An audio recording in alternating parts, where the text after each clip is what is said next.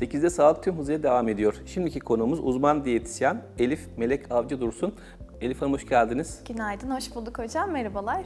Nasılsınız? Çok iyiyim. Sizler nasılsınız? Çok teşekkür ederiz. Sağ olun. Vallahi sizi gördük daha iyi olduk diyorum ben. Sizin o enerjiniz geliyor ya çok güzel oluyor. Ne mutlu sizi bana. diyoruz. Her hafta böyle sizi görmek için Evet, sabırsızlanıyorum. ben de öyle gerçekten.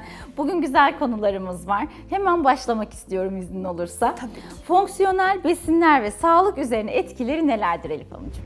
Öncelikle fonksiyonel gıdalar kişinin yaşam kalitesini artırarak kronik hastalıklardan koruyan bazı besinleri temsil eder. Örneğin besinlerin omega 3 ile zenginleştirilmesi, işte lif içeriğinin artırılması veya C vitaminiyle zenginleştirilmesi gibi durumlar fonksiyonel özelliklerini artırır. Bir de doğal fonksiyonel gıdalarımız var. Mesela nar gibi, yeşil çay gibi, balık gibi bu tarz besinlerimiz de yine vücudumuza oldukça pozitif etkiler sağlayarak yaşam kalitemizi artırmamıza yardımcı oluyor. Peki bu fonksiyonel besinler dediğimiz nar dışında nelerdir? Biraz bahseder misiniz? Tabii ki karnabahar var, lahana var. Bununla beraber siyah ve yeşil çay, kahve bunlar fonksiyonel besin olarak beslenmemizde sıklıkla yer veriyoruz. Yine elma ve portakal fonksiyonel özellikleri yüksek olan gıdalar. Sarımsak, soğan gibi antikarsinojenik özelliğe sahip besinler de yine fonksiyonel gıdalar olarak adlandırılmakta. Mesela her yemeği hazırlarken neredeyse soğan kavururuz. İçine domates, biber koyarız değil mi? Mesela domates de fonksiyonel bir özellik gösterir. Çünkü yapısında likopen adlı bir antioksidan bileşen var. Dolayısıyla biz aslında her ev yemeği tükettiğimizde fonksiyonel gıdalardan da yararlanmış oluyoruz. Peki bir gıdayla bir gıdayı birleştirmek gibi bir şey mi aslında? Şöyle, o açıdan da var. Aynı zamanda besinin kendi özelliklerinden kaynaklı durumlar da var. Mesela karnabaharın kendi içeriğinde bulunan bazı bileşenler sıcaklıkla açığa çıkabiliyor veya tam tersi uzun süre dondurularak saklanmaktan veya uzun süre bekletilmekten kaynaklı özellikleri azalabiliyor.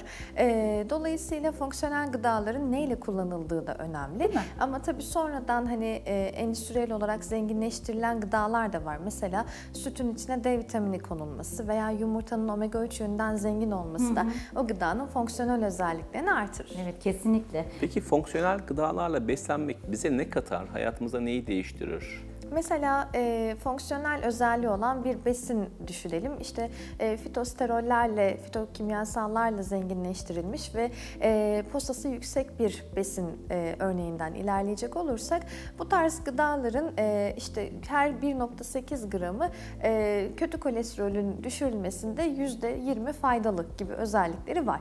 Dolayısıyla kalp sağlığının korunmasında, sindirim sisteminin güçlendirilmesinde, bağışıklığın desteklenmesinde çok etkili. Aynı zamanda yine bilişsel performansı da artırabilir. Çocuklarda büyüme ve gelişmeyi de artırabilir.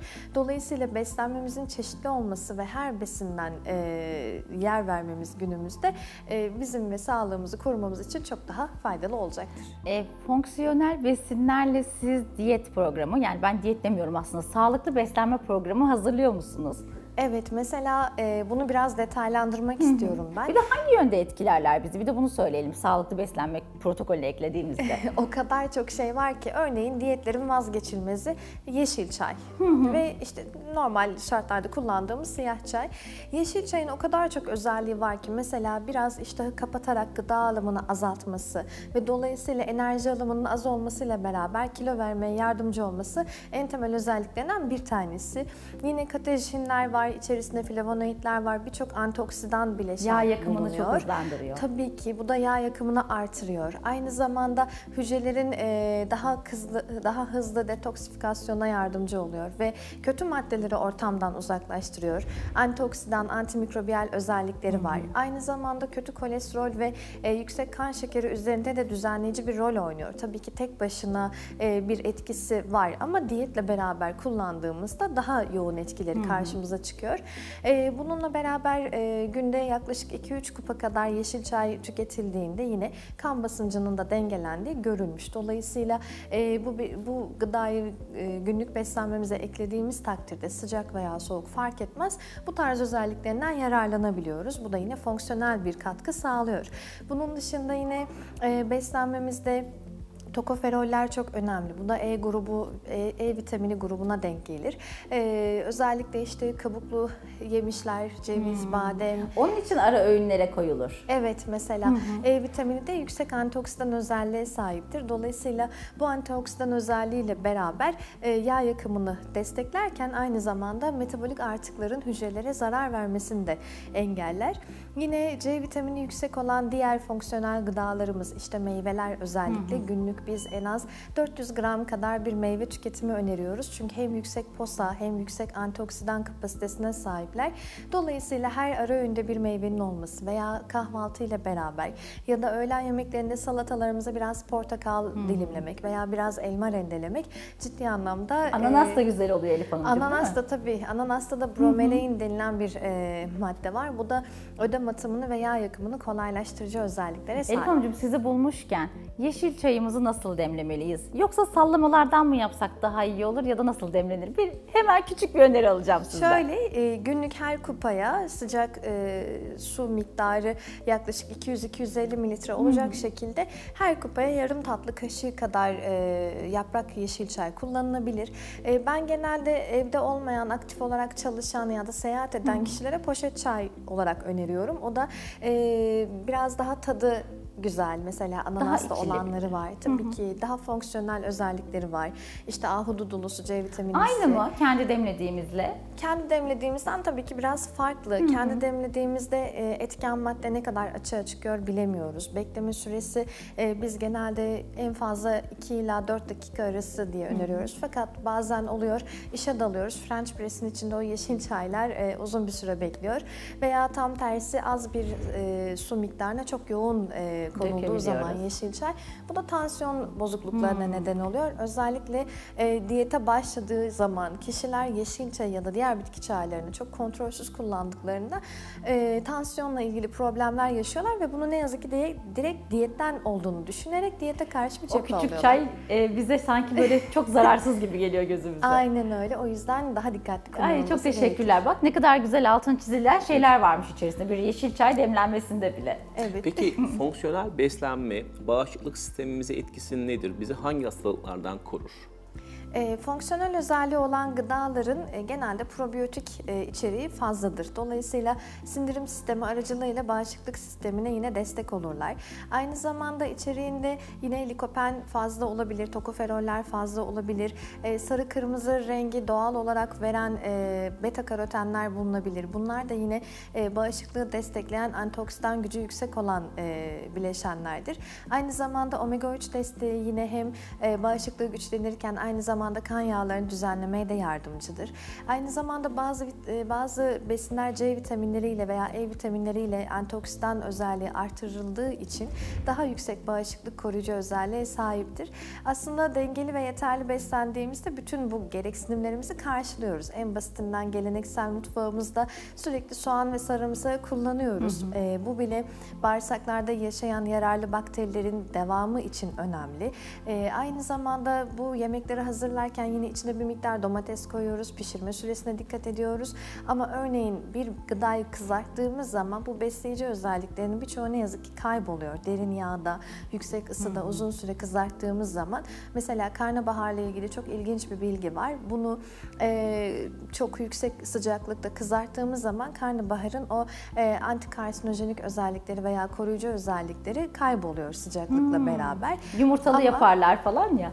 Yani çok yüksek ısıda sizin bahsettiğiniz kızartma olan Evet, değil mi? kızartma ben olan. Omletin üzerine de böyle ufak minik Öyle de yapar, evet.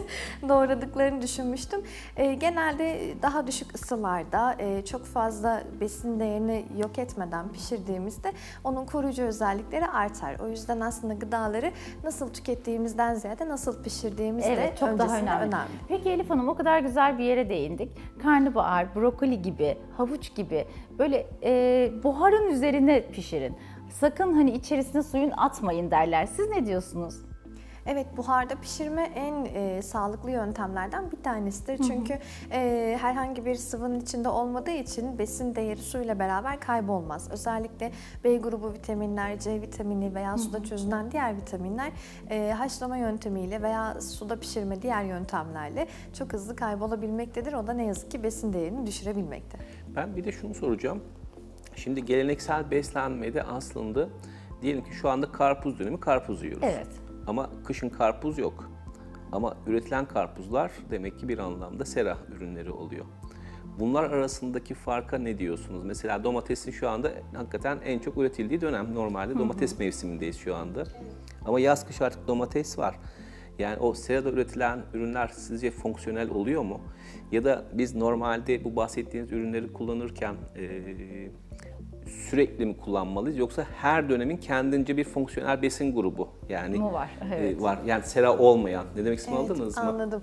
Mesela kışın daha çok bu fonksiyonel özellikleri nardan karşılıyoruz. İşte yazın domatesten karşılıyoruz. Kışın yine C vitamininden karşılarken işte lahana, yer altında yetişen kök sebzelerden, brokoliden vesaire karşılarken yazın bu durum tam tersi. İşte enginar, kereviz gibi. Kereviz de gerçi kış sebzesi ama daha yaz sebzelerinden karşılayabiliyoruz. Özellikle kışın bu antioksidan özelliği yüksek olan nar, portakal gibi meyvelerde de yüksek antikarsinojenik özellikler var. Antimikrobiyal, antiviral özellikleri var. Dolayısıyla bunun bir kısmı yazın domateste mevcut ama tabii ki gıdaları her zaman bulunduğu mevsimde tüketmek önemli. Ağustos sonu, Eylül başı genelde bizim kışlıkların yapıldığı, Evet. yazın son sıcağının değerlendirildiği zamanlardır. O yüzden hani yazdan konserve yaparak veya yazdan salça yaparak veya kurutarak bu gıdaları saklarsak kışın tabii ki kullanabiliriz ama önemli olan her besini olduğu mevsimde tüketebilmek. Mesela kiraz döneminde kiraz, dut döneminde dut, çilek döneminde çilek, karpuz dönemi karpuz, patlıcan dönemi patlıcan gibi normal döneminde yemek mi aslında Mevsiminde buradaki? yemek bizim için daha önemli.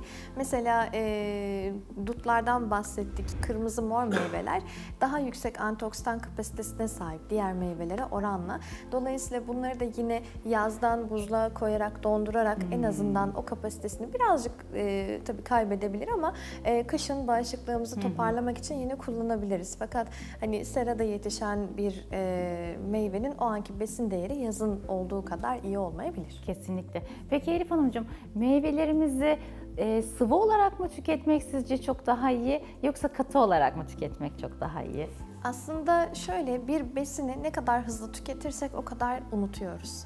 Tıpkı duygusal bağlılıklarımız gibi. Evet. Dolayısıyla bir elmayı örneğin elinizde alıp işte 5 dakika boyunca ısırarak, çiğneyerek, onun varlığını hissederek, işte ağırlığının yavaş yavaş azaldığını ve onu tüketerek karnınızın doyduğunu görerek bir süre geçirmiş oluyorsunuz ve bu süreçte beyne tokluk sinyalleri iletilmiş oluyor. Akabinde bu tokluk sinyalleri hem sizin bir sonraki besin alım sürenizin uzamasına, aynı zamanda kontrollü bir şekilde yemenize de yardımcı. Yani diyorsunuz ki ben daha az önce şu kadar büyük bir işte meyve tükettim. Bundan emin oluyorsunuz ve açlığınızı bastırıyorsunuz. Fakat bunu bir meyve suyu haline getirdiğimizde orta boy bir elmadan çıkacak su yaklaşık şu kadar. Evet, zaten yani o yarım bardağı su bardağı doldurabilmek kadar. için birkaç tane meyve ya da birkaç tane aynı meyveden koymamız gerekiyor. Aynen O zaman da çok öyle. mu tüketmiş O oluyoruz? zaman da fazla tüketmiş oluyoruz ve şöyle bir problem karşımıza çıkıyor. Orta boy bir elma yaklaşık 100 kalori kadar enerji içerirken biz o bardağa koyduğumuz meyve suyunun daha fazla dolabilmesi için yaklaşık 3-4 orta boy Evet. meyve, yani yaklaşık 5-6 porsiyon meyveyi aynı anda tek seferde tüketiyoruz ve bunu içecek şeklinde aldığımız zaman hızlı bir tüketim gerçekleşiyor. Çiğneme fonksiyonu gerçekleşmiyor. Mideye hızlı bir besin girişi oluyor ve aynı zamanda çok yoğun bir enerji alıyoruz. Yani yaklaşık 500 kalori kadar enerjiyi bardakta sıvı olarak tüketiyoruz.